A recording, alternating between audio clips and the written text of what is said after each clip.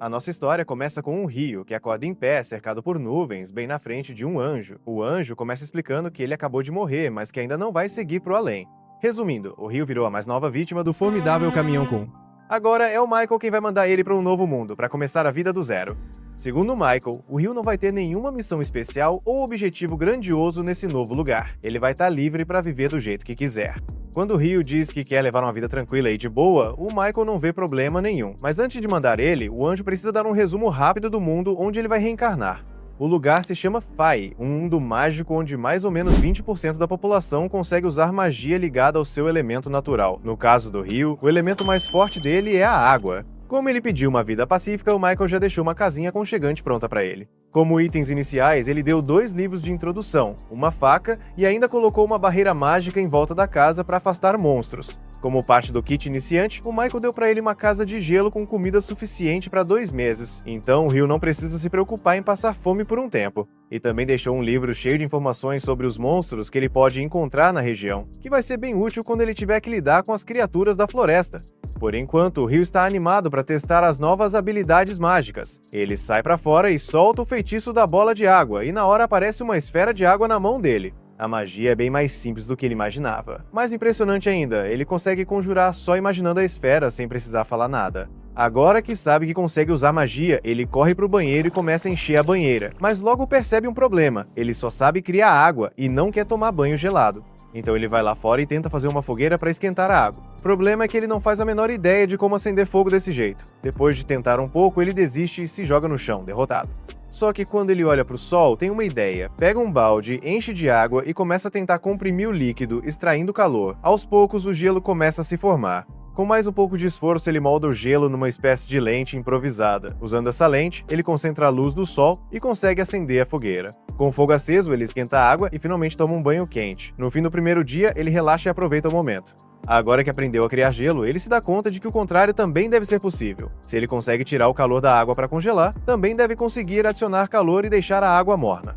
Mas isso vai precisar de prática. No dia seguinte, enquanto toma café da manhã, o Rio começa a pensar. Ele só tem comida para 2 meses, então logo vai precisar sair para caçar. Mas uma faca simples provavelmente não vai servir para se defender dos monstros da floresta. Então ele decide treinar magia ofensiva. Primeiro, tenta lançar uma bola de água num tronco de árvore. E funciona como ele imaginava. Mas percebe que um respingo desses não vai adiantar nada numa luta de verdade. Ele lembra que pode aumentar a força da água se comprimir a esfera e concentrar a pressão. A ideia é boa, mas ele ainda não tem controle suficiente. O jato de água mal é mais forte que uma pistola d'água de brinquedo. Aí o Rio lembra de uma coisa que o Michael disse antes da reencarnação. Magia depende muito da imaginação. Quanto mais clara for a imagem na cabeça, melhor o resultado.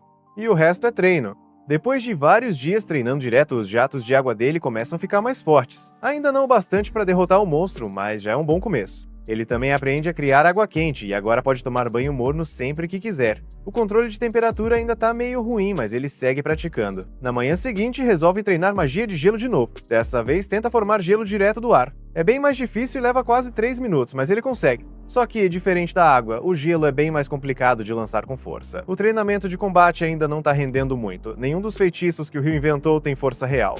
Mesmo assim, ele continua se esforçando por horas, sem parar, até cair de exaustão por falta de mana. Percebendo que chegou no limite por hoje, ele decide descansar. Mas no dia seguinte, assim que recupera a energia, volta a treinar com tudo. Essa rotina vira o novo dia a dia do Rio. Nas semanas seguintes, com todo esse esforço, ele já consegue criar gelo instantaneamente e agora tem um feitiço ofensivo confiável. Com seu set de magias ofensivas finalmente pronto e os estoques de comida começando a acabar, o Rio se aventura pela primeira vez na floresta para caçar. Logo de cara, ele encontra pegadas de algum animal e decide seguir. Isso leva ele até um rio próximo. Enquanto explora a área, o Rio encontra um pouco de quartzo na beira do rio. Dá para usar para acender fogo batendo contra o fio da espada. Ele também aproveita para pegar umas ervas desintoxicantes caso precise mais para frente, mas do nada ele ouve um rosnado forte vindo de trás. Quando se vira, dá de cara com um javali menor e fica paralisado. O bicho parte para cima dele, e como essa é a primeira vez que o Rio enfrenta uma situação de vida ou morte, ele entra em pânico. No último segundo, consegue se jogar para o lado e desvia por pouco da investida. Só que o javali não desistiu. Ele se vira para atacar de novo. Por sorte, a mente do Rio clareia bem na hora. Quando o javali vem para cima, ele cria uma trilha de gelo embaixo das patas da criatura, fazendo ela escorregar. Sem perder tempo, ele invoca várias pontas de gelo afiadas bem no caminho do bicho, e acerta em cheio, matando o javali na hora. Depois disso, o Ryu pega o livro de monstros para entender melhor o que enfrentou. Pelo que está no livro, o javali menor é o monstro mais fraco daquela floresta. Dá pra ver que o guia é feito para iniciantes, né, já que a maioria das criaturas listadas são bem básicas. Só que mais pro fim do livro, ele vê 2 páginas extras meio destacadas. Parece que tem coisa importante ali. Uma das páginas fala sobre dragões, criaturas absurdamente poderosas capazes de destruir cidades sozinhas. O guia recomenda fortemente que se algum dia você encontrar um, a melhor coisa a fazer é correr. Tentar lutar seria inútil, mas ao mesmo tempo, fugir de um dragão também é quase impossível. Ou seja, encontrar um é basicamente game over. A outra página menciona seres misteriosos chamados Akuma, que seria um tipo de anjo caído, mas o livro quase não traz informações sobre eles. Só diz uma coisa, se você vê um, já era. No dia seguinte, o Ryu sai de novo para caçar. Mas enquanto está distraído, um falcão gigante assassino mergulha do céu e ataca de surpresa. A criatura usa magia de vento para lançar cortes afiados como navalha. Ryu não tem escolha a não ser fugir, criando rapidamente escudos de gelo para bloquear as lâminas de vento que vêm em sua direção. Ele sabe que falcões são inimigos extremamente perigosos e preferia evitar a luta, mas escapar não é uma opção, então ele decide encarar. Levanta a mão e dispara vários jatos de água, mas o falcão desvia com facilidade e vem direto para cima usando mais magia de vento. O Ryu consegue reagir a tempo, forma um escudo de gelo que corta o olho do falcão, fazendo a criatura cair no chão. Pouco depois, o falcão recobra a consciência, mesmo com o olho perdido para sempre. Ele voa para longe, mas antes de desaparecer, encara o Ryu por um instante. Aquele olhar deixa claro, agora é pessoal. Ryu suspira aliviado por ter saído vivo, mas sabe que isso está bem longe da vida tranquila que ele tinha imaginado. Durante a perseguição com o falcão, ele correu tão fundo na floresta que acabou se perdendo. Ele anda por um tempo até que escurece. Enquanto tenta achar o caminho de volta, ele encontra um lago iluminado e bem no meio dele está um Dullahan. E pelo jeito da criatura, ela já percebeu a presença do Ryu. Com o tempo, o Ryu vai melhorando suas habilidades com muito treino, dominando a arte de caçar e conservar comida sem grandes dificuldades. A magia de água dele ficou bem mais poderosa. Agora ele consegue invocar lâminas de gelo afiadas como facas e fazê-las caírem num instante. Até os jatos de água dele ficaram mais fortes, já cortam pedra com facilidade. Nesse ponto, ele se tornou bem habilidoso em combate, mas ele não treinou só magia de gelo. Desde o encontro com Dullahan, ele tem ido à floresta toda noite para enfrentá-lo. Curiosamente, o livro de monstros nem menciona esse tipo de criatura. Ou Dullahan não é considerado um monstro, ou é forte demais para estar num manual de iniciantes. De qualquer forma, o Ryu está determinado a encarar. Com o seu bastão de gelo, ele começa a lançar ataques, tratando o confronto mais como um treino do que uma luta de verdade. Mas o Dullahan é muito mais forte e habilidoso. Ryu faz de tudo para se defender com escudos de gelo, tentando bloquear os golpes que vêm, mas mesmo assim é derrotado em segundos. Apesar do Dullahan nunca ter falado uma palavra, o Ryu tem a sensação de que ele está tentando ensinar algo, como se estivesse moldando ele para se tornar alguém mais forte. De repente, o Dullahan ergue a espada e canaliza magia de água para estender a lâmina. Nesse momento, o Ryu fica chocado ao perceber que ele também usa magia de água. Depois de mostrar como a técnica funciona, o Dullahan entrega a espada para o Ryu e vai embora tranquilamente em direção ao lago. Um dia, enquanto o Ryu tá caçando, ele é surpreendido por aquele mesmo falcão assassino do encontro anterior, mas tem algo estranho. Ele não lembra do falcão ser preto. Provavelmente evoluiu, treinou e ficou mais forte só para esse momento de revanche. O falcão mergulha do céu, soltando uma chuva de cortes de vento. O Ryu responde conjurando 5 camadas de muros de gelo para se proteger. Só que agora, com os ataques do falcão bem mais fortes, essas barreiras somem num piscar de olhos. Ele começa a ficar ansioso, sentindo a pressão. Desesperado, o Ryu corre pelo campo, levantando muros de gelo para tentar escapar dos golpes. Quando vê uma brecha, ele ataca com várias pontas de gelo, mas o falcão desvia fácil, avançando com uma velocidade absurda. E ainda não acabou. O falcão solta um grito bem agudo. Numa frequência que atrapalha a magia do Ryu, os escudos de gelo desaparecem e ele fica totalmente exposto. O falcão continua parado no ar, bem na frente dele, e o Ryu sente que vem um ataque forte. Só não sabe quando.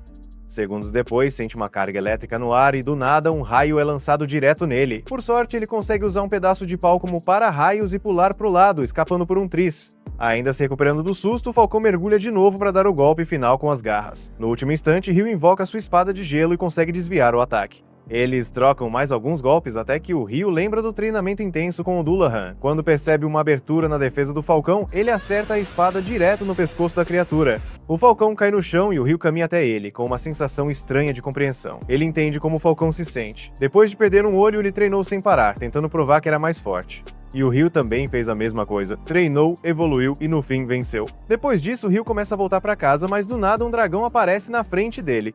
ele se lembra do que o livro dizia: dragões são invencíveis, e acha que esse é o fim. Mas para sua surpresa, o dragão fala com ele por telepatia. E o mais inesperado, não parece nada agressivo. O dragão diz que tá só de passagem, procurando um falcão preto que passou por ali. Ele quer saber se o Ryu viu alguma coisa. Aliviado por não estar em perigo, Ryu entende que o dragão tá falando do falcão que ele acabou de derrotar. Meio nervoso, ele se desculpa e explica que foi atacado primeiro e só se defendeu. O dragão fica chocado ao saber que um humano derrotou um falcão, mas não parece bravo. O que realmente chama a atenção dele é a espada que o Ryu tá carregando. Ele reconhece na hora como sendo a espada do Rei Ada. Pra esse rei ter confiado uma arma dessas a um garoto, o Ryu deve ter feito algo importante. O dragão acaba criando um certo respeito por ele. E como o Ryu ainda tá tentando entender esse mundo novo, aproveita para fazer algumas perguntas. Eles acabam conversando por horas, até que anoitece e o dragão diz que precisa voltar para casa. Ryu agradece pela conversa e o dragão também agradece, dizendo que fazia muito tempo que não tinha um papo tão interessante. Eles se despedem. Enquanto isso, lá no céu, Michael tá revisando os registros da reencarnação do Ryu, quando percebe algo que tinha deixado passar. O Ryu recebeu um traço oculto. E é um traço que Michael não via desde que mandou uma garota para esse mundo. Há 10 mil anos. O traço do Ryu é juventude eterna. Michael fica intrigado, é algo bem raro. Ryu vai até a praia com vontade de comer frutos do mar grelhados com sal, mas acaba se deparando com um naufrágio enorme. Ele vê o corpo de um homem e fica triste, mas logo escuta o gemido de outro, e sente um certo alívio ao perceber que ainda tem alguém vivo. Abel lembra que o navio foi destruído por um monstro marinho gigantesco, e fica surpreso por ainda estar vivo. Ele olha em volta, vê suas coisas ao lado da cama, pega a espada e sai da casa. É aí que Ryu aparece e dá um oi. Abel se assusta por não ter percebido a presença dele, provavelmente por causa da roupa. Abel está pensando mal por causa da aparência dele, mas logo percebe que não deveria julgar o cara que acabou de salvá-lo. Abel se apresenta e agradece por ter sido salvo, mas Ryu diz que só levou ele para casa, então não precisa agradecer. Aí ele dá a notícia ruim. Infelizmente, ninguém mais sobreviveu. Abel entende que os corpos devem ter sido levados pela maré. Ele conta que todos ali eram contrabandistas, então Ryu não precisa se preocupar com eles, o que deixa Ryu bem surpreso. Antes que Abel diga mais alguma coisa, o estômago dele ronca de fome. Ryu então chama ele para almoçar. Enquanto comem, Abel descobre que Ryu não tem outras roupas, o que o surpreende. Ele pergunta por que não compra roupas novas, mas logo percebe que sem dinheiro e sem cidade por perto, isso não é tão simples. Abel imagina que Ryu deve caçar para conseguir comida e pergunta se ele usa a faca para isso, mas Ryu explica que só usa para se defender e para limpar o que caça. Ele na verdade usa a magia da água para caçar. Abel fica impressionado.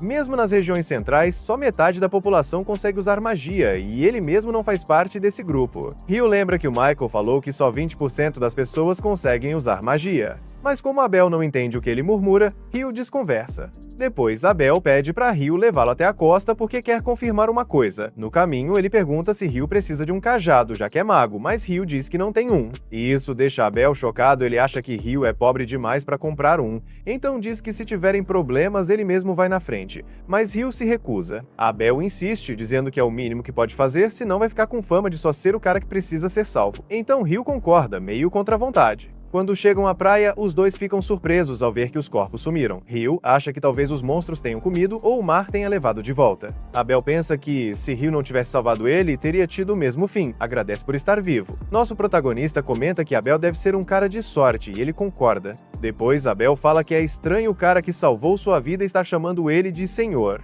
Ryu responde que só faz isso porque achou que Abel era mais velho, mas como ele pediu, passa a chamá-lo pelo nome. Abel fica feliz, diz que é assim que os amigos dele o chamam. Ryu se surpreende com Abel chamando ele de amigo, mas antes que pense muito nisso, Abel diz que não conseguiu encontrar o que estava procurando. Ryu pergunta o que ele vai fazer agora, e Abel responde que precisa encontrar os amigos dele de alguma forma, e o primeiro passo é chegar até a cidade de Lum. Ryu nunca foi lá, mas acredita que fica ao norte e que eles vão ter que atravessar a ilha por aquele lado. Abel então tem uma ideia e resolve chamar Ryu para ser o guia dele. Ryu aceita, mas pede pelo menos um dia para se preparar. Nesse momento, ele percebe que não vai mais conseguir viver a vida tranquila que sonhava. À noite, Ryu avisa Abel que precisa se despedir de alguém. Abel estranha, já que tá bem tarde, mas Ryu diz que essa pessoa só pode ser encontrada nesse horário. Ao sair, Abel lembra que Ryu disse antes que ninguém mais morava por ali, mas pensa que talvez ele só vá prestar homenagem a alguém, e que talvez nem sempre tenha vivido sozinho na ilha. De qualquer forma, não é da conta dele. Mais tarde, vemos que Ryu foi mesmo se despedir de Dulagan. Ele diz que vai até a floresta de Rondo e agradece agradece pelo treinamento que recebeu, que foi o que o manteve vivo até agora. Como sabe que vai passar um bom tempo fora, decide dar tudo de si no último treino. Ele vai com força total, mas Dulagan desvia de todos os ataques com facilidade, e Ryu acaba exausto. Antes de ir embora, Dulagan dá a ele roupas novas, o que deixa Ryu super feliz. Ele promete que vai usar com orgulho. No dia seguinte, eles finalmente começam a viagem. Ryu veste a roupa nova e ela cai perfeitamente nele. Mas no caminho, logo dão de cara com o javali. Abel pede para ele ficar para trás e só observar. Ele avança contra o bicho e usa uma habilidade de combate chamada Perfuração Total, que atravessa o abdômen do javali e mata o animal na hora. Ryu fica impressionado e pergunta que tipo de habilidade é essa. Abel responde que como Ryu é mago, provavelmente nunca viu algo assim, mas que é bem comum entre espadachins e quem luta com armas. Na manhã seguinte, enquanto continuam a jornada, Abel ouve um barulho e eles veem 2 lagartos no pântano. Como lutar na água seria complicado, eles resolvem seguir por um caminho alternativo. No meio do caminho, Ryu percebe que os homens-lagarto estão seguindo eles. Ele avisa Abel, que entende que não tem mais jeito, vão ter que lutar. Ryu diz que tem muitos, então vai usar magia para acabar com todos. Abel lembra que ele tá sem cajado, mas Ryu só recita um feitiço e lança agulhas de gelo, derrotando todos de uma vez, deixando Abel sem palavras. Os dois eliminam os inimigos juntos. Depois da luta, Abel pergunta sobre o feitiço, já que os magos de vento que ele conhece só conseguem lançar magias de invocação. Ryu sugere que talvez magia de água funcione de outro jeito. Antes de seguir viagem, Ryu usa magia para invocar água e se manterem hidratados, mas Abel repara que ele usou um encantamento diferente do anterior, o que deixa Ryu meio nervoso. Ele desconversa e diz que Abel deve estar imaginando coisas. Depois de andarem mais um pouco, Abel dá uma moeda para Ryu, que fica surpreso, é a primeira vez que ele vê o dinheiro desse mundo. Abel explica que aquela é uma moeda de bronze chamada Florin, usada no reino de Nightley, onde fica a cidade de Lan. Ele também explica que cada província tem sua própria moeda, mas todas usam os mesmos valores. Nightley é uma das 3 grandes nações, junto com o Império Bogi e a Federação Hydalyeu. Ryu acha o nome Bogi meio esquisito, e Abel pergunta se ele tem algum problema com o país. Ryu responde que só acha o nome diferente mesmo. Aí comenta que o nome de uma nação é importante, porque as pessoas precisam se apresentar dizendo "Eu sou de Buogi", o que, para Ryu, soaria bem estranho. Ele admite que não gostaria de dizer isso, e Abel acha que ele tá exagerando. Depois de um tempo, finalmente eles saem da floresta, mas enquanto caminham, Abel percebe que uma pedra está se mexendo. Ele se prepara para atacar, mas Ryu cria uma parede de gelo e bloqueia o ataque. Abel avisa que estão cercados, acabaram encontrando um ninho de golems de pedra. Ryu fica surpreso porque achava que eles eram humanoides com braços e pernas. Abel pede para ele ficar onde está e corre para atacar com a perfuração total, mas o golpe não faz efeito, o golem se regenera na hora, deixando Abel chocado. Ryu pede para tentar algo e Abel deixa. Então ele cria várias camadas de parede de gelo, derruba tudo em cima do golem e consegue imobilizá-lo. Abel fica impressionado com a força da magia, mas Ryu comenta tranquilamente que só derrotou 2 até agora e pretende fazer o mesmo com os outros. Logo eles acabam com quase todos os golems, sobrando só um, mas esse último não se move. Ryu acha que eles talvez tirem energia da terra, e como esse tá virado de cabeça para baixo, não consegue se recarregar. Aí Abel nota uma pedra mágica enorme presa na parte de baixo dele e fica feliz. Ele queria coletar essas pedras dos outros também, mas infelizmente agora já era. No caminho, eles veem um hipopótamo gigante dormindo. Ryu pergunta se Abel quer derrotá-lo, mas ele diz que não tem esse tipo de ambição. Na verdade, é a primeira vez que vê um desses de perto, mas acha que é um Behemoth. De repente, vários Wyverns aparecem, e Ryu fica empolgado com a chance de assistir a uma batalha de monstros de camarote. Abel acha que o Behemoth tá em desvantagem, mas Ryu acredita que ele não vai cair tão fácil assim. E ele tá certo. Quando os Wyverns começam o ataque, o Behemoth se levanta e solta um rugido tão alto que derruba todos no chão. Ryu explica que ele usou anulação mágica. Mais tarde à noite, enquanto eles acendem o fogo para fazer a comida, Ryu brinca dizendo que estava esperando uma luta entre Abel e o Behemoth, mas Abel diz que isso não vai acontecer. Ele comenta que já ouviu falar de armadilhas em masmorras com efeitos parecidos, mas nunca tinha visto uma anulação mágica em ação. Quando ouve a palavra masmorra, Ryu fica animado e Abel pergunta se ele quer saber mais sobre isso. Ryu responde que gostaria muito de visitar uma por conta própria. Aí Abel conta que só tem uma nas províncias centrais e, com sorte, ela fica na cidade para onde eles estão indo. Ryu brinca perguntando por que Abel escondeu essa informação até agora, e isso deixa Abel um pouco na defensiva, diz que não sabia que ele se interessava tanto por masmorras. Ryu continua provocando, perguntando se ele escondeu mais coisas importantes. Aí Abel pergunta se ele conhece elfos e anões. Ryu responde que não. Então Abel explica que os anões são ferreiros experientes e também ótimos lutadores, e que tem alguns em Lan. Também comenta que só tem um elfo em Lan lã, já que o restante vive nas florestas e quase nunca saem de lá. Ryu diz que é exatamente como ele imaginava, mas Abel desconfia, já que Ryu nunca saiu da ilha. No dia seguinte, Ryu segue guiando o caminho e diz que do outro lado da montanha deve ter um vilarejo humano. Abel pergunta como ele sabe disso, e Ryu lembra de como o dragão contou tudo pra ele. Só que ele diz pra Abel que é melhor não saber e chama sua fonte de informação de algo além da compreensão humana. Enquanto caminham, de repente eles sentem uma presença vindo por trás. Um grifo gigante aparece, deixando Abel completamente paralisado de medo. Mas Ryu age rápido, tira um pedaço de carne da mochila e joga no ar. O grifo pega a carne e vai embora voando. Os dois ficam aliviados por estarem vivos. Abel comenta que travou completamente, e Ryu admite que se tivessem tentado lutar, não teriam vencido. Abel acha que eles não têm chance contra monstros assim e percebe que quase não se ouvem relatos sobre grifos ou berremotes há séculos. Algo está estranho naquela região. Ryu acha esse comentário meio rude e diz que talvez os humanos só não estejam procurando o suficiente. Abel concorda que talvez as montanhas congeladas estejam mantendo essas feras longe das áreas humanas. Mais pra frente, Ryu lembra que os Wyverns que atacaram o Behemoth vieram justamente da direção que eles estão indo agora. Logo, eles avistam alguns Wyverns devorando uma presa. Abel comenta que não podem enfrentá-los, já que normalmente seriam necessários uns 20 aventureiros experientes para derrotar só um, e ainda assim com gente morrendo no processo. Ryu pensa que, mesmo tentando evitar, mais cedo ou mais tarde vão ter que enfrentar esses bichos. Ele se pergunta se seria mais fácil lutar com eles em terra firme, e Abel concorda dizendo que usaria melhor a espada assim. Então Ryu avança para a batalha e invoca várias lanças de gelo que acertam os Wyverns, e Abel finaliza com sua técnica de perfuração total. Mas os gritos atraem mais Wyverns. Ryu lança um ataque de gelo vindo de cima, fazendo eles caírem, e Abel termina o trabalho. Depois da luta, eles recolhem pedras mágicas. Abel comenta que ainda não acredita em como foi fácil. Já Ryu pergunta se por acaso Abel queria uma batalha de vida ou morte só para sentir adrenalina. Nesse momento, mais uma leva de Wyverns aparece, e os dois já se preparam para lutar de novo, sabendo que não tem outra escolha além de derrotá-los para seguir em frente. Depois de vencerem todos, finalmente chegam ao topo da montanha e ficam felizes ao ver um vilarejo humano do outro lado. Depois de derrotar tantos inimigos, Ryu está se sentindo confiante e acha que não se importaria de encontrar mais alguns. Mas Abel acha isso uma ideia absurda, porque seria melhor se eles nunca mais topassem com aquelas criaturas perigosas. Ele admite que foi impressionante conseguirem juntar tantas pedras mágicas dos Waivers, mas de repente para de falar ao perceber que já viajaram bastante para o norte, embora não faça ideia de onde exatamente estão agora. Ryu, um pouco preocupado, torce para que não tenham entrado sem querer no Império de Buji, mas Abel logo tranquiliza dizendo que o Império fica bem mais ao norte. Ryu fica aliviado e isso desperta a curiosidade de Abel, que quer saber por que ele tem tanta aversão a esse lugar. Nosso protagonista responde que não tem nada pessoal contra o Império, só não gosta do nome, o que Abel acha bem estranho. Nesse momento, Ryu nota uma estrada que cruza a paisagem. Abel observa que ela vai de leste a oeste, olha ao redor com atenção e reconhece a área. Ryu percebe que ele ficou pensativo e pergunta se está tudo certo.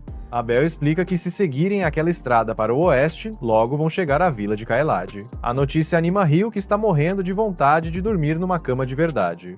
Mas Abel lembra que ele não estava ansioso para lutar com mais Waivers. Ryu responde que são coisas bem diferentes. Abel comenta que a comida em Kaelad é deliciosa e insiste que Ryu tem que experimentar. Isso deixa Ryu ainda mais animado para conhecer a vila. Um tempo depois, eles chegam a Kaelad e vão até uma taverna próxima. Enquanto estão sentados lá, Abel sugere que Ryu se registre na Guilda dos Aventureiros. Mas Ryu não faz ideia do que isso significa. Abel explica que o registro serve como uma espécie de identificação, permitindo que ele entre em outros vilarejos e países sem precisar pagar taxas de entrada. Ele diz que quando chegaram à cidade teve que pagar uma moeda de prata para que Ryu pudesse entrar, já que foi seu fiador. Ryu pergunta em tom de brincadeira se isso fazia parte de algum plano para transformá-lo em servo dele.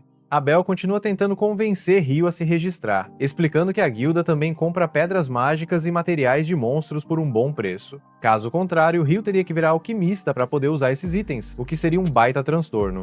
Ryu se surpreende ao saber que a alquimia existe nesse mundo, mas fica ainda mais surpreso quando o garçom traz à mesa um prato de arroz com curry. Ele pensa consigo mesmo que, na maioria das histórias, o protagonista precisa viajar muito até encontrar curry, mas de alguma forma ele já existe nesse mundo. Ryu disfarça dizendo que não é nada e dá a primeira garfada, mas o sabor é tão bom que ele devora tudo em segundos. Pede outro prato e pergunta a Abel se na vila de Lum também tem um curry assim. Abel confirma que sim e diz que ficou feliz por Ryu ter gostado. Admite também que o prato estava realmente delicioso. No dia seguinte, ao saírem da vila, Ryu ainda está elogiando o curry da noite anterior e pede a Abel que conte quais são as melhores sobremesas da região.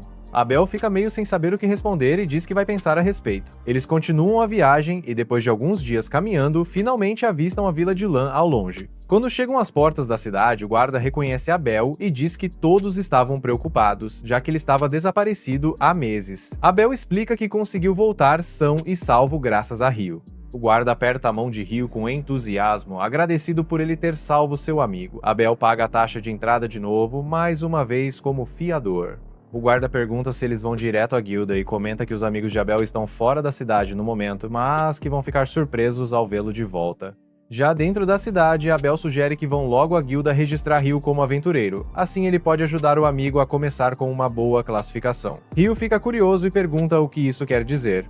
Abel explica que os aventureiros geralmente começam no rank F, mas com a recomendação de alguém de rank B ou superior, podem começar no E ou até no D. Ryu logo percebe que isso quer dizer que Abel deve ter um rank mais alto que B, o que o deixa orgulhoso. Já Abel fica envergonhado e muda de assunto. Mesmo assim, ele continua explicando que os ranks mais altos dão acesso a missões melhores, com recompensas maiores. Diz que vale a pena subir de rank, embora Ryu provavelmente não vá precisar se preocupar com dinheiro, já que vai ganhar muito vendendo as pedras mágicas dos waivers. Nosso protagonista pergunta se essas pedras são mesmo tão valiosas, e Abel explica que são sim, bem raras na verdade. Vender tudo de uma vez até poderia bagunçar o mercado, mas ele confia que a guilda vai saber lidar com a situação. Finalmente, eles chegam à guilda, onde a recepcionista Nina fica surpresa ao ver que Abel ainda está vivo. Logo, vários aventureiros se reúnem ao redor, e Ryu percebe que Abel é bem popular. Pensando que deveria dar um pouco de espaço, Ryu sai para tomar um ar. É nesse momento que uma garota elfa passa por ele e repara na roupa que ele está usando, a roupa do Rei das Fadas. Ela comenta que ele deve ter causado uma ótima impressão no rei. Ryu não consegue responder direito, então ela diz que tá com pressa e que talvez eles se encontrem novamente algum dia, e vai embora. Um tempo depois, Abel leva Ryu de volta para a guilda, onde conta a todos que só sobreviveu por causa de Ryu, que logo vai se registrar como aventureiro. Abel pede que todos cuidem dele. Ryu está feliz por ser o centro das atenções, enquanto os outros o elogiam por ter salvo Abel. Logo depois, acompanhamos o processo de registro de Ryu. Abel diz que quer recomendá-lo para uma promoção de rank, o que surpreende Nina, já que é a primeira vez que alguém do grupo dele recomenda um aventureiro. Abel insiste que Ryu tem muito talento e Nina não vê problema nisso, mas pelas regras, eles precisam apresentar uma prova física da força de Ryu. Abel diz que vai conversar com o mestre da guilda sobre o assunto e Nina vai informar o pedido enquanto eles esperam na sala de reuniões. Quando Nina traz boas notícias, o mestre da guilda, Rugg, chega imediatamente, ansioso para ver Abel com os próprios olhos, já que estava muito preocupado com ele. Ao notar Ryu, Rugg se apresenta como mestre da guilda de Leon e agradece a Ryu, que fica um pouco desconfortável e responde que apenas estava no lugar certo na hora certa. Abel conta a Rugg que quer recomendar Ryu para uma promoção de rank. Rugg pergunta pela prova exigida, e Abel, com total confiança, afirma que Ryu é, na verdade, mais forte que ele. Abel mostra as pedras mágicas, e Rugg nota que o tom verde indica que são de elementais de vento. Pelo tamanho e brilho intenso, ele suspeita que sejam de Wyverns, o que Abel confirma. Rugg fica impressionado, pois reunir tantas pedras assim normalmente exigiria um exército, já que enfrentar tantos Wyverns é algo grandioso. Ele se preocupa com a possibilidade de monstros assim atacarem a cidade e a destruírem, mas Abel tranquiliza, explicando que encontraram essas criaturas bem ao sul das Montanhas Maléficas. Ryu fica surpreso ao ouvir o nome das montanhas, e Abel explica que quando encontraram o caminho de Caelid, ele percebeu onde estavam. Rugg comenta que dizem que ninguém atravessa aquelas montanhas vivo, e nem aventureiros experientes vão lá sem um bom motivo. Ele mal acredita que eles derrotaram tantos Wyverns sozinhos, mas ao ver a prova das habilidades de Ryu, não tem objeções à promoção de rank. De repente, o grupo de Evil, a Espada Carmesi, chega à guilda. Abel vai se reunir com seus velhos amigos, enquanto Ryu segue para concluir o processo de registro.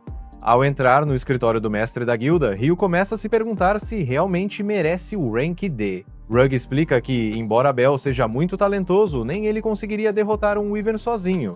Se Ryu ajudou a vencer vários, ele deve ter um talento excepcional. Enquanto dá tapinhas nas costas de Ryu para parabenizá-lo, Rugg se surpreende com a força física de Ryu para um mago. Nesse momento, Nina chega com os papéis e se apresenta formalmente antes de começar o registro de Ryu. Ela inicia uma breve entrevista perguntando o nome dele e confirmando que ele é mago. Depois pergunta qual é seu elemento mágico, e ele responde que é água. Quando questionado sobre onde mora, Ryu explica que acabou de chegar à cidade. Nina informa que nos primeiros 300 dias após ingressar na guilda, ele pode ficar nos alojamentos da guilda. Ela pergunta se ele já esteve em uma masmorra, e Ryu admite que não. Então, Nina menciona um curso mensal de introdução à exploração de masmorras, que oferece um guia completo para novos aventureiros e dicas sobre o que prestar atenção. Quando ela pergunta se ele tem interesse, Ryu responde animado que sim.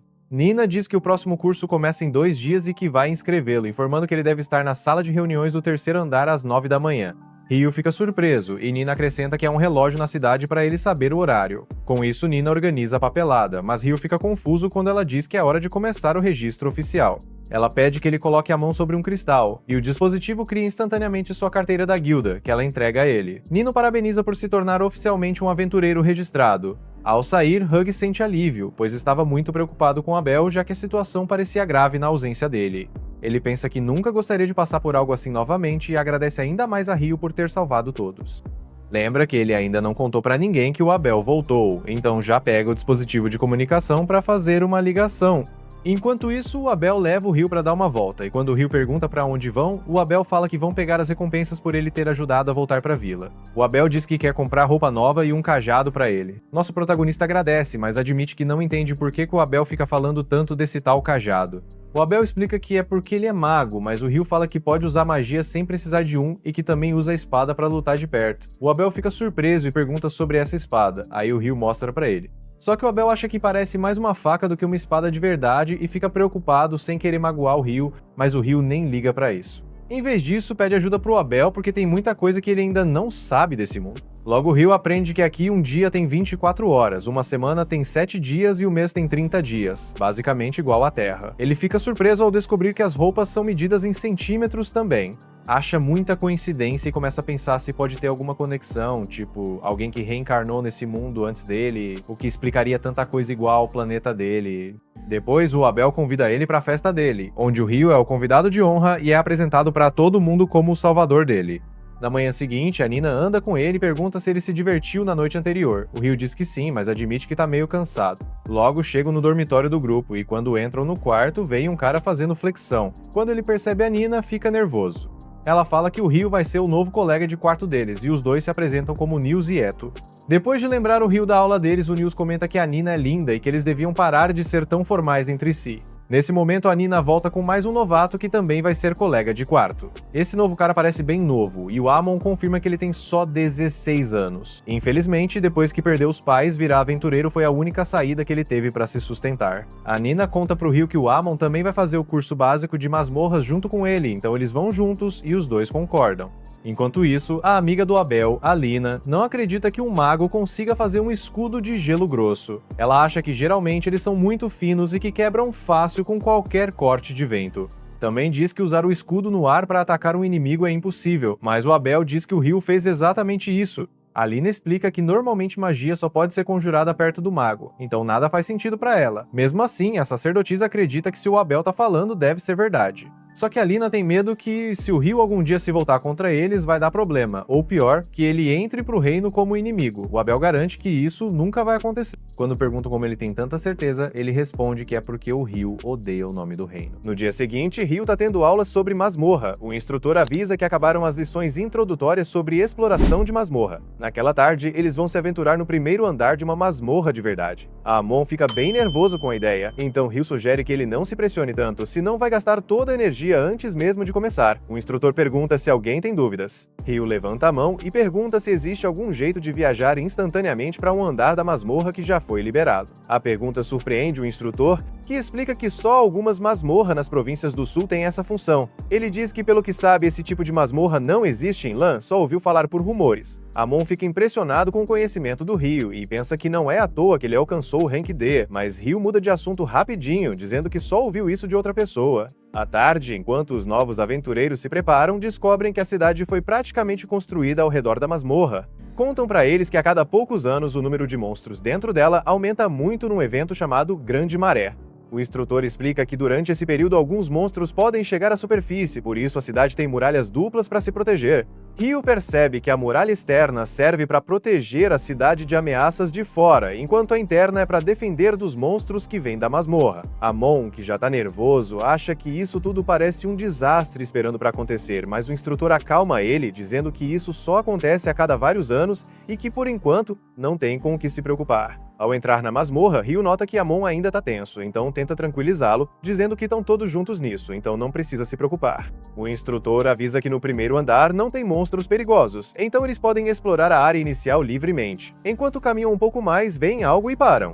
Ryu diz pro Amon que vai imobilizar o monstro com magia de gelo que ele aproveite para atacar. Logo se deparam com uma formiga soldado, e Ryu lembra que no guia de iniciantes diz que o jeito mais fácil de matá-la é acertando a base do pescoço. Ele lança 8 lanças de gelo para imobilizá-la e manda Amon se aproximar para acabar com ela. Amon avança para perto do pescoço da formiga e dá um golpe forte que corta a cabeça com um só ataque, o que o deixa bem confiante nas habilidades dele. Ele agradece ao Ryu. Em resposta, Ryu diz para ele pegar a pedra mágica como troféu da primeira expedição. Amon pergunta se isso é permitido, e Ryu explica que, como aventureiros, é normal coletar pedras mágicas. Afinal, é assim que ganham a vida na masmorra. Quando conseguem desenterrar a pedra, os dois ficam orgulhosos e felizes pelo sucesso. Naquela noite, voltam para a guilda para comemorar a primeira visita à masmorra e a primeira vitória.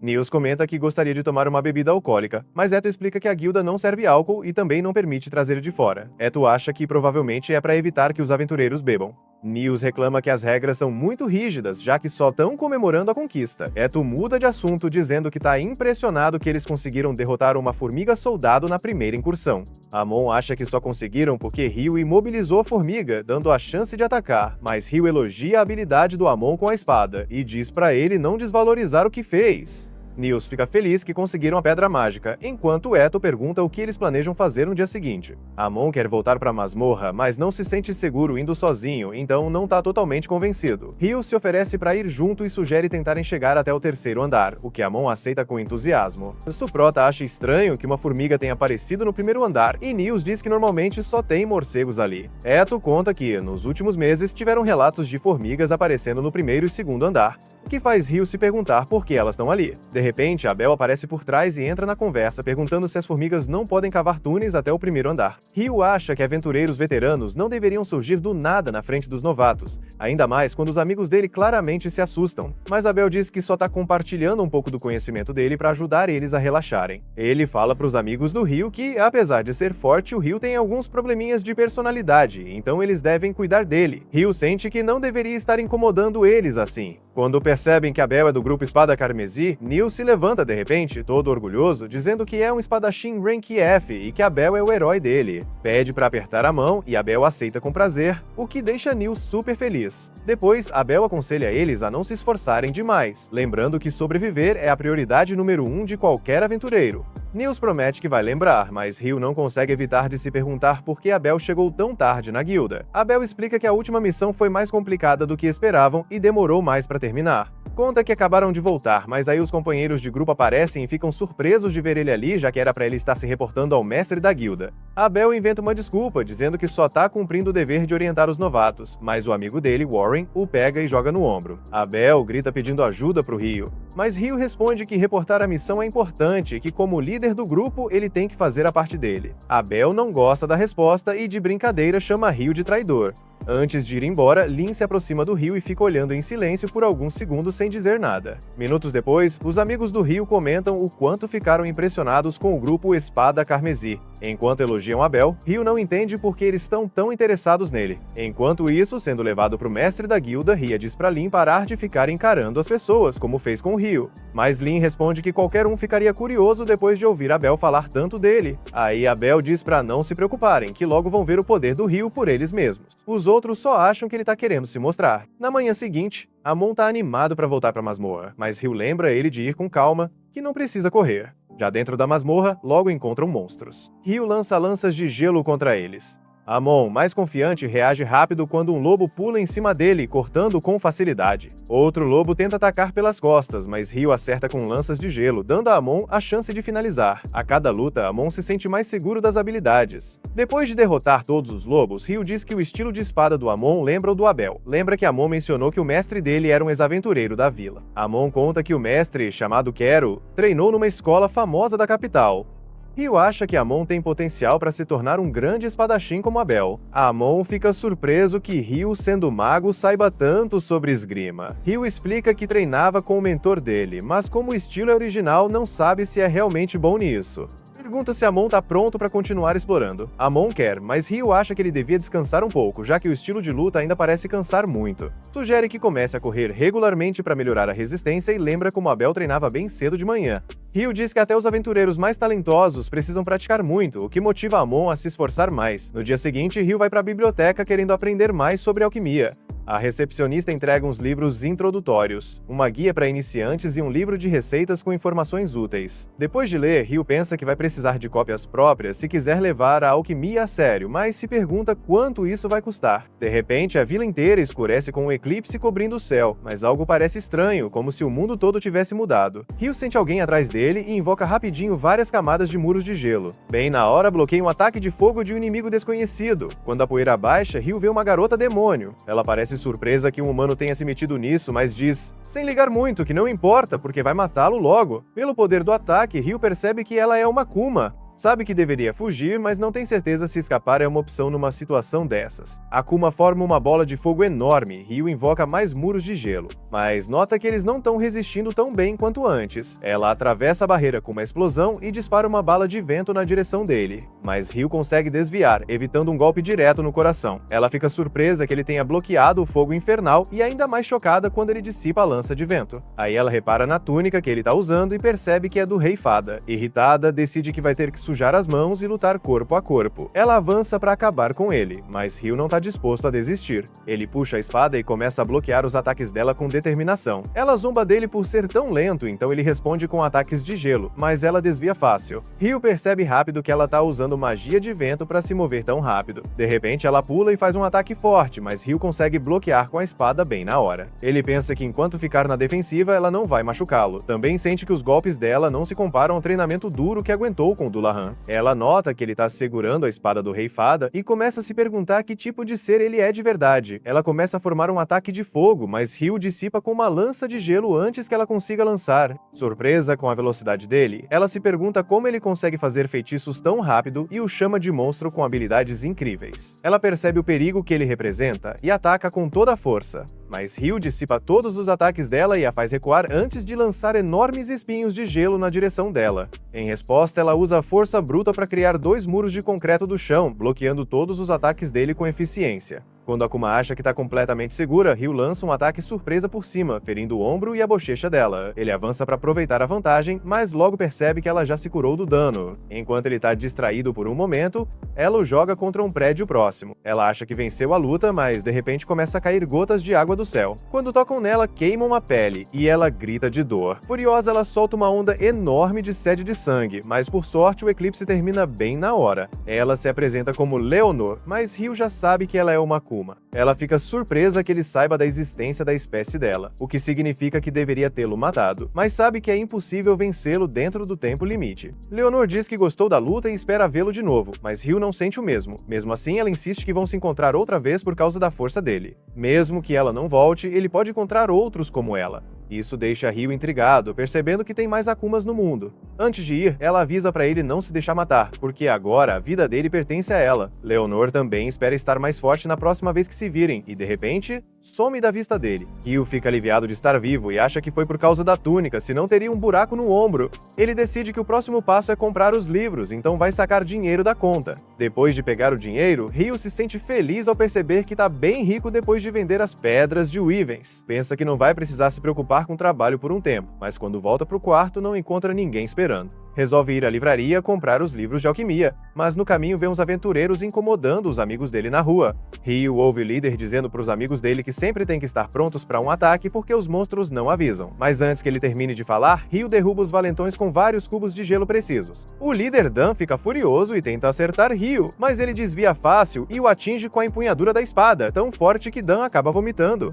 Depois, Ryu dá poções mágicas para os amigos se recuperarem rápido. Mesmo assim, nota que eles devem estar cansados e sugere que todos vão para as águas termais para se recuperarem. Mais tarde, nas águas termais, Eto cura o ferimento no ombro do Ryu com magia de cura. Eto fica surpreso que Ryu tenha se machucado, mesmo sendo tão forte em combate. Amon pergunta contra o que ele estava lutando hoje, mas Ryu desconversa dizendo que vai contar outra hora quando estiver pronto. No dia seguinte, Eto, Amon e Nils voltam para a masmorra. Depois de derrotarem um arqueiro Goblin no 5º andar, Nils sugere que eles deveriam voltar para casa por hoje. Não faz tanto tempo assim que chegaram, mas arqueiros Goblins não costumam aparecer no 5º andar, então ele está com um mau pressentimento. Além disso, eles já ganharam dinheiro mais do que suficiente por hoje, então ele prefere não correr riscos desnecessários. E ainda bem que decidiram voltar nesse ponto, porque mais adiante na caverna havia um monstro que teria acabado com eles facilmente se tivesse encontrado ele, especialmente porque o Ryu não está com eles. Falando no Ryu, ele está fora da cidade no momento, porque sua luta contra Leonore fez ele perceber o quanto ainda precisa melhorar. Em termos de velocidade de conjuração, os dois estavam no mesmo nível, mas a Leonore conseguia se mover bem mais rápido por causa da magia de vento dela.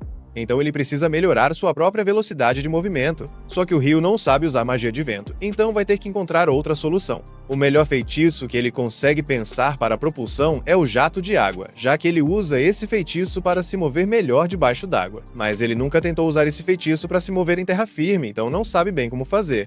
Para começar, ele cria uma camada de gelo no chão e depois gera vários jatos de água nas costas, mas o corpo dele mal se mexe, então esse primeiro teste acaba sendo um fracasso. Ele decide tentar com mais jatos da próxima vez, mas por agora quer voltar para a biblioteca para estudar mais sobre alquimia e demônios. Enquanto isso, Lin está ocupada vasculhando todos os livros de feitiço que consegue encontrar, procurando algo parecido com aquele feitiço do cubo de gelo gigante que o Abel disse ter visto o Ryu usar. Mas nem mesmo os livros proibidos falam sobre isso. Se o Ryu realmente conseguiu lançar aquele feitiço, então deve ter sido algo original. Mas um feitiço como aquele exigiria uma quantidade enorme de mana. Então ela ainda acha difícil acreditar que o Ryu tenha conseguido fazer aquilo com tanta facilidade. No momento em que está colocando o livro de volta na estante, a elfa de antes, Sera, aparece. Parece que ela é boa amiga da Lin, então pergunta o que ela está fazendo ali. Lin explica que estava tentando encontrar um feitiço em um dos livros, mas não conseguiu achar o que estava procurando. Sera diz que sente muito por isso e que adoraria ajudar Lin a procurar, mas acabou de voltar de uma missão na capital real e está atrasada para uma reunião importante. De volta à guilda, os garotos vão até o balcão principal para entregar o relatório da expedição de hoje na masmorra para Nina. Nina se surpreende ao ver que eles voltaram tão cedo, já que normalmente passam muito mais tempo dentro da masmorra, mas Eto explica que há um motivo para terem voltado antes do habitual.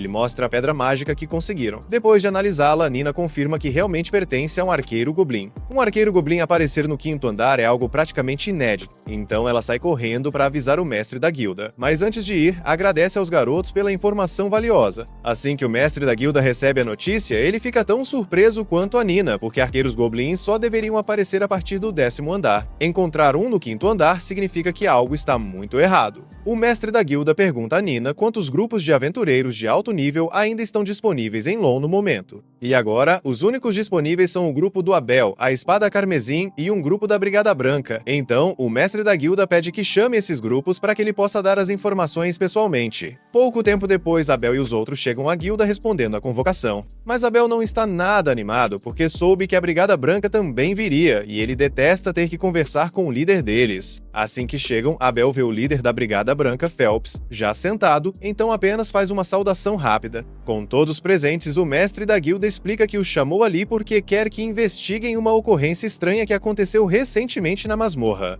Um grupo de aventureiros novatos alegou ter encontrado um arqueiro goblin no 5º andar. Abel pergunta se ele tem certeza de que um arqueiro goblin apareceu tão acima do esperado, e o mestre da guilda responde que já recebeu uma prova irrefutável, então a informação é correta. Por isso, ele quer contratar os dois grupos para investigarem a masmorra e procurarem sinais da grande ressurgência. Faz 10 anos desde a última. Então há uma grande chance de que outra maré de monstros esteja prestes a acontecer, e eles precisam estar preparados. Os dois grupos vão receber 100 moedas de ouro adiantadas e mais 200 quando voltarem. Mas o objetivo dessa missão é apenas investigar, não lutar. Se eles encontrarem sinais da maré de monstros, devem voltar imediatamente à superfície e informar o mestre da guilda. A partir daí, ele vai fechar as paredes duplas ao redor da masmorra até receber reforços dos cavaleiros da região. O mestre da guilda já conseguiu a permissão do lorde local para isso, mas ele ainda precisa inspecionar a masmorra antes de tomar qualquer atitude. Por isso, ele pergunta se eles estão dispostos a aceitar a missão. Tanto Abel quanto Phelps concordam em nome de seus respectivos grupos. Assim, a investigação é marcada para a manhã seguinte. No dia seguinte, Ryu acorda cedo porque pretende ir até a biblioteca do norte da cidade para aprender mais sobre alquimia. Eto avisa que essa biblioteca só é acessível para pessoas com rank D ou superior, mas isso não vai ser um problema para o Rio. No entanto, Amon lembra de ter ouvido rumores de que os textos proibidos dessa biblioteca só podem ser acessados por aventureiros de rank B ou superior, então o Rio não conseguiria colocar as mãos nesses livros. Pouco tempo depois, Rio chega à Biblioteca do Norte, e a variedade de livros lá é ainda maior do que na Biblioteca do Sul. O lugar é tão grande que ele provavelmente vai precisar de ajuda para encontrar os livros que está procurando, mas ele acha que as pessoas vão achá-lo estranho se começar a falar sobre demônios do nada. Justo quando ele está subindo uma escada, acaba encontrando a Sera, e os dois se surpreendem ao se verem ali. Enquanto isso, na entrada da masmorra, os membros da Espada Carmesim e da Brigada Branca já estão reunidos em frente aos portões, se preparando para a investigação. Mas bem na hora em que o mestre da guilda está prestes a abrir os portões, Abel o interrompe porque está com um pressentimento ruim. Ele pede para Lynn usar magia de vento para retirar a camada de névoa na entrada da masmorra antes que eles entrem. E quando ela faz isso, descobre que mais de 100 monstros estão posicionados bem na entrada, o que significa que a maré de monstros já começou. O mestre da guilda declara estado de emergência e envia uma convocação para todos os aventureiros disponíveis irem até a masmorra e se prepararem para a batalha, porque vão precisar de toda a ajuda possível. Enquanto isso, de volta à biblioteca, Sera se apresenta formalmente para Rio e fica muito feliz por ter encontrado ele de novo. Ela pergunta o que trouxe ele até a biblioteca hoje, e Rio está prestes a dizer que quer pesquisar sobre demônios, mas percebe que isso soaria estranho, então ele diz que quer aprender sobre alquimia. Sera fica curiosa, já que alquimia é um assunto complicado, e o Rio conta que o objetivo dele é construir um golem um dia, embora ele não esteja com pressa para isso. Construir um golem é algo bem difícil, e infelizmente, pelo que Sera sabe, não há nenhum livro sobre construção de golems ali, mas ela sabe onde ele pode encontrar alguns livros bons para começar sua jornada na alquimia. Ela até se oferece para mostrar o lugar, já que conhece bem aquela biblioteca. Durante o caminho, Sera pergunta se o Rio gosta de ler livros, e ele diz que adora, mas que faz muito tempo que não tem acesso a livros, então não tem tido muitas oportunidades de ler. Sera dá uma risadinha, porque a maneira como ele fala dá a impressão de que se passaram décadas desde a última vez que ele pegou um livro, o que de certo modo é verdade, mas ele não quer entrar nesse assunto. Então muda de tópico e comenta como acha legal o fato de ela ser uma elfa. Sera admite que é raro encontrar elfos vivendo em cidades humanas, então talvez ela seja vista como alguém um pouco estranha, mas no fim das contas, morar na cidade fez com que ela conhecesse o Rio, então ela não mudaria nada. Enquanto Rio e Sera continuam andando tranquilamente pela biblioteca, todos os portões da masmorra são trancados e todos os aventureiros disponíveis são posicionados nas muralhas, se preparando para a ameaça que está por vir. Pouco tempo depois, os portões principais da masmorra se abrem com força, e centenas de goblins começam a sair em massa. Então, os aventureiros começam o ataque, disparando centenas de flechas enquanto os magos lançam o máximo de bolas de fogo que conseguem. Essa será uma batalha de resistência. Sempre que alguém se fere, é retirado da formação para ser curado e poder voltar à luta. Mas com tantos goblins por ali, o mestre da guilda começa a se preocupar se vão mesmo conseguir segurá-los por muito tempo. Phelps orienta todos os membros do grupo dele a economizarem energia, e Abel lembra a Lynn para não usar magia em excesso, pois não podem correr o risco de ela ficar sem mana logo no início. Infelizmente, as flechas estão acabando, e Abel não sabe por quanto tempo mais conseguirão resistir. Pouco depois, Nils e alguns outros aventureiros de apoio chegam, trazendo todas as flechas que conseguiram encontrar. Agora, com isso, eles devem conseguir conter os goblins. Mas além disso, Nils traz uma mensagem do mestre da guilda para o Abel. Assim que os goblins menores forem eliminados, a Espada Carmesim e a Brigada Branca terão que enfrentar o chefe quando ele aparecer. Algumas horas depois, quase todos os goblins normais já foram derrotados, e o chefe deve surgir a qualquer momento. Então o mestre da guilda dá o sinal para que a Espada Carmesim e a Brigada Branca avancem e ataquem. Todos pulam das muralhas e Lynn usa magia para garantir que todos aterrissam com segurança. Ainda restam alguns goblins no chão, então Abel e Phelps correm na frente para acabar com eles. Em seguida, eles voltam a atenção para o grande general Goblin que acabou de sair da masmorra, mas para a surpresa deles, não é apenas um, são 3 generais Goblins diferentes. E isso é um péssimo sinal, já que 3 generais geralmente significam que há um rei Goblin por perto, então eles precisam resolver isso o quanto antes. Abel avisa que ele e Phelps vão enfrentar um general cada, enquanto Ria e China cuidam do terceiro. Com o plano definido, todos entram em ação. Abel desvia do ataque de um dos generais, contra-ataca e consegue cortar o braço dele. Então parece que não será tão difícil derrotar os generais goblins. Mas, de repente, ele percebe algo estranho vindo da direção da masmorra. Ele grita para todos se abaixarem imediatamente. No instante seguinte, uma lâmina de vento é lançada em linha reta e corta todos os generais goblins ao meio. Por sorte, os outros conseguiram se abaixar a tempo e evitar serem atingidos. O responsável pelo ataque de vento é o Rei Goblin, e fica claro que derrotá-lo não será tão simples quanto os outros. Abel e Phelps correm na direção dele para tentar pegá-lo de surpresa. No entanto, quando Phelps tenta perfurá-lo com sua lança, o golpe ricocheteia na armadura do Rei Goblin. Ele é forçado a recuar, já que não consegue causar dano. A Abel, por outro lado, não diminui o ritmo. Ele parte direto para cima do Rei Goblin e usa sua técnica de sombra perfeita para desviar do ataque, conseguindo perfurar o peito do inimigo. Isso não é o suficiente para matar o Rei Goblin, mas Abel nem esperava derrotá-lo sozinho. Ele então chama por Lyn, que vinha carregando um feitiço de projétil de vento esse tempo todo. Assim que Abel sai do caminho, ela dispara o feitiço e perfura completamente o Rei Goblin, encerrando a batalha de uma vez por todas. Esse foi o final do 5º episódio. Comenta a parte 6 se você assistiu até aqui. Assiste o próximo vídeo que tá na tela, se inscreve e ativa o sininho para não perder o próximo capítulo. E não esquece, assistir até o final ajuda muito o canal a crescer!